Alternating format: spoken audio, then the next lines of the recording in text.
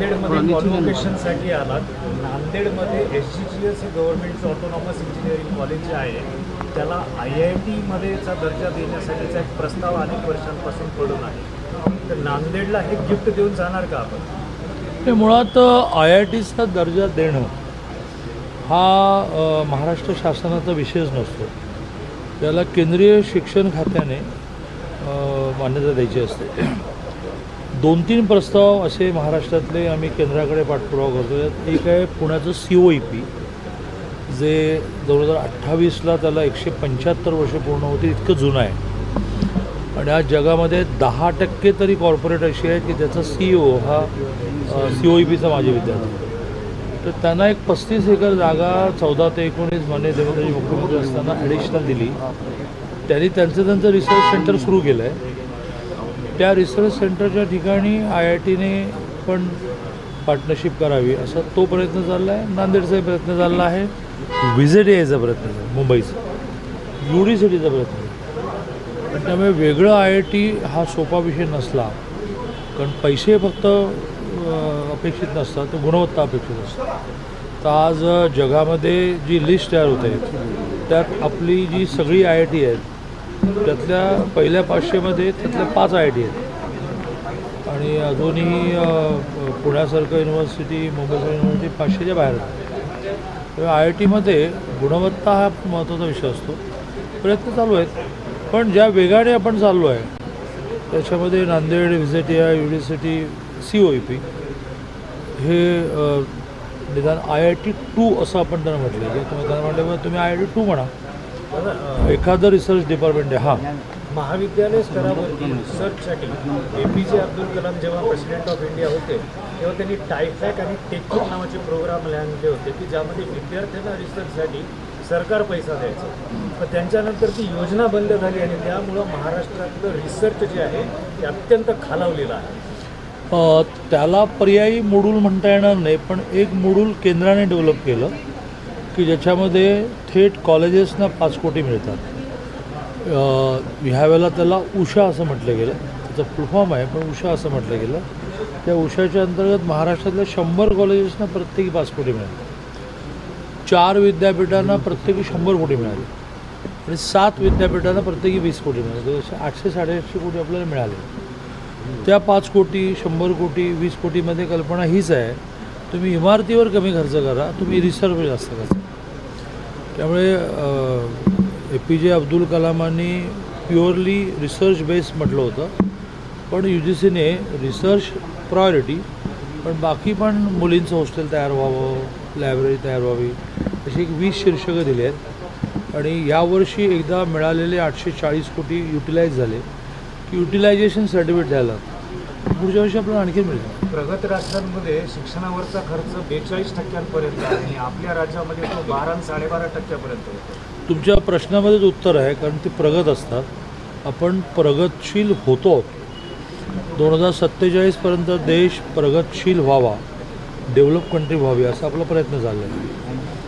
मग आता तुलनाच करायची असेल तर अनडेव्हलप कंट्रीज अशा आहेत की ज्या अनडेव्हलप कंट्रीजमध्ये शाळा कॉलेजेसमध्ये पण नाही. आज महाराष्ट्रामध्ये 6000 कॉलेजेस, 80 विद्यापीठ, 43 लाख विद्यार्थी संख्या झाली. आत्ता कुठल्याही क्षणी आपण 50 लाख क्रॉस करू. पॉलिटेक्निकची विद्यार्थी संख्या आपली 58,000वरून 1,07,000 होईल. आणि त्यामुळे पैसे त्या देशाच्या प्रायोरिटी ठरवतात. प्रायोरिटी ठरते. आपल्या देशाची प्रायोरिटी पहिली माणसांना 2 वेळचं जेवण देणं आहे. ती स्थिती आता आली. मोदीजी ज्या वेळेला कोविडपासून 80 कोटी लोकांना फ्री रेशन द्यायला लागले आणि ग्रामीण भागामध्ये रोजगार हमी आणि शहरामध्ये अप्रेंटिसशिप अशा वेगळ्या योजना सुरू झाल्यानंतर आता 2 वेळचं जेवण हा तेवढा गांभीर्याचा विषय राहिला नाही. आपण इन्फ्रास्ट्रक्चरकडे जातो, कारण 2 वेळच्या जेवणाच्या बरोबरीने इन्फ्रास्ट्रक्चर ही देशामध्ये इन्व्हेस्टमेंट अट्रॅक्ट करण्यासाठी आवश्यक असतं.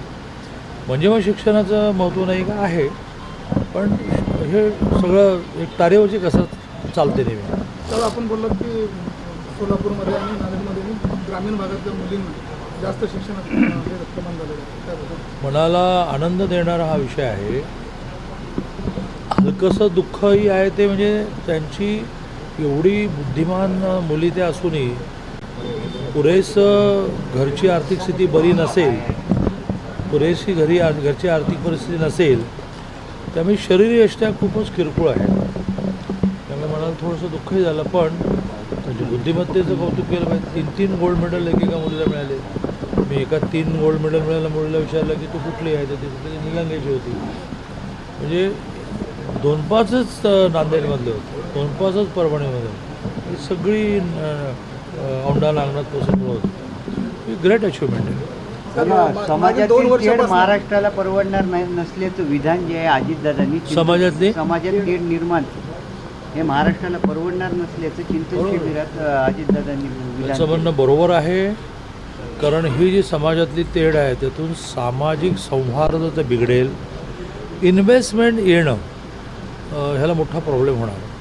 कारण इन्व्हेस्टमेंट करणारा जो आहे ना तो वर्क कल्चर पाहतो. इथलं वर्क कल्चर खूपच बिघडत चाललं. मी तुम्हाला साधा उदाहरण देतो की विद्यापीठाच्या रँकिंगमध्ये 20मध्ये एक मुद्दा परसेप्शनच आहे. परसेप्शन म्हणजे तुमच्या विद्यापीठाबद्दलचं समज. तर त्याला आपल्याला मार्क्स कमी पडल्याचं कारण आपल्याकडे बऱ्यापैकी विद्यापीठांमध्ये छोट्या छोट्या कारणांमुळे आंदोलनं, तोडफोड, मोर्चे, घेराव. अरे आपण आपल्याच विद्यापीठाची बदनामी करतो ना.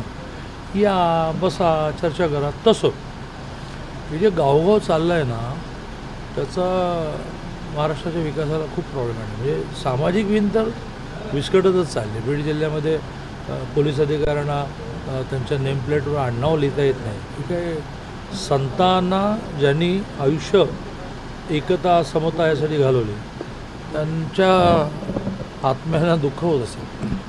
लाडक्या बहिणीसाठी पुन्हा ई-केवायसी बंद करण्यात आली. लाडक्या बहिणीसाठी पुन्हा ई-केवायसी बंद करण्यात आली. नाही, कसं आहे की आपल्या देशामध्ये आता आपण मोठ्या प्रमाणावर डिजिटाईज ट्रान्झॅक्शनकडे चाललो. आणि डिजिटाईज ट्रान्झॅक्शन करत असताना वर्षातून 2 वर्षातून बँकेचं आपलं साधं सेव्हिंग अकाउंटसुद्धा आपल्याला KYC करावं लागतं ना. त्याच्यात काहीच चुकीचं नाही. आणि KYC म्हणजे काय, आधार कार्डाची कॉपी द्यायची आणि बहुतेक आधार कार्डाचीच कॉपी द्यायची. आता PhD आणि फेलोशिप करणारे जे विद्यार्थी आहेत त्यांना जे फेलोशिप मिळते ते मागच्या 2 वर्षापासून जाहिरातून नाही निघाली. हे कसं आहे की विद्यापीठांच्या जाहिराती चालूच आहेत. सारथी, बार्टी, महाज्योती, आदिवासींसाठी असणारं महामंडळ याची एकदम अशी छलांग मारली होती. 1200-1300 संपूर्ण देशामध्ये युनिव्हर्सिटी ग्रँट कमिशन संपूर्ण 2000 लोकांना PhDचं अनुदान देते. आणि इथे आपल्याकडे एकेका सारथीचं 1200-1300 मध्ये एकदम 2100 झालं. आणि त्यामुळे सरकारने एक कमिटी अपॉइंट केली आणि प्रत्येकाला 200, सारथीला 200, महाज्योतीला 200 केलं. आता ज्यांना याची सवय लागली स्वाभाविकपणे रिॲक्ट झाले की तुम्ही असं अचानक कसं काय बंद करा. सरकार त्यावर गांभीर्याने विचार करतो. AI तंत्रज्ञानाचा शिक्षणात उपयोग करावा हो, नाही, AI तंत्रज्ञान हे शिक्षणामध्ये वापरायला पर्यायच नाही.